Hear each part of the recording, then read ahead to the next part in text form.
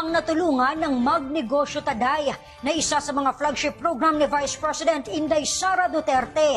At isa nito ay isang samahan ng mga magsasaka sa Bacolod City, Negros Occidental. Si Maribeth Tadlawan sa report. Maraming buhay na ang nabago ng Magnegosyo Taday, isa sa mga flagship program ni Vice President Inday Sara Duterte. Layunin ng programa na mabigyan ng kasagutan ang pangangailangan ng mga Pilipino naghihirap, biktima ng kawalang katarungan at kalamidad. Sa ilalim ng MTD, 150,000 pesos livelihood grant ang matatanggap ng kwalipikadong mga organisasyon o asosasyon, habang 15,000 pesos naman sa mga kwalipikadong individual. At bukas ito sa iba't ibang sektor. Maliban sa karagdagang puhunan, tinuturuan din ng mga benepisyaryo kung paano ang tamang paghawak ng pera. Simula ng Enero hanggang Setyembre, umabot na sa mahigit 7,000 ang bilang ng mga benepisyaryo ng MTD program. Isa sa mga natulungan ng programa ang Adyangawan Association, isang samahan ng mga magsasaka sa Bacolod City, Negros Occidental. Pagtatanim naman ng mushroom ang kanilang napiling negosyo. Sa akin naman, mabuti naman ang mushroom kasi araw-araw bibigay siya ng bulaklak sa iyo.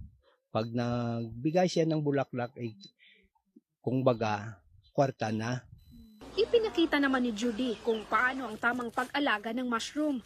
Saad ni Judy, dahil kumikita na ang kanilang negosyo, plano nila ngayon na magtayo pa ng mas malaki at malawak na mushroom house. Kami nagpasalamat gid sa kay Day Sara Duterte sa tulong niya na binigay sa amin. Itong puhunan na 150,000.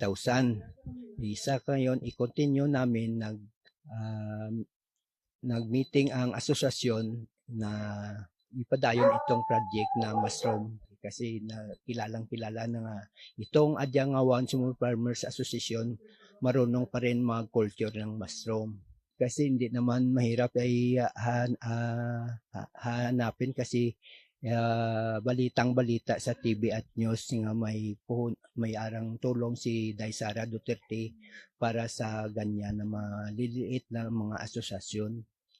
Mula dito sa Bacolod City, ako po si Maribeth Tadlawan, lahat para sa Diyos, bayan at pamilyang Pilipino. Valiente News. Produksyon at pagbebenta ng mushroom pinasok na rin ng iba pang asosasyon sa Bacolod City, Negros Occidental. Kanilang paunang puhunan, sinagot ng MTD program. Ako si Claudette Loreto para sa makabuluhan, naninindigan at matapang na mga ulat at impormasyon. Maraming salamat.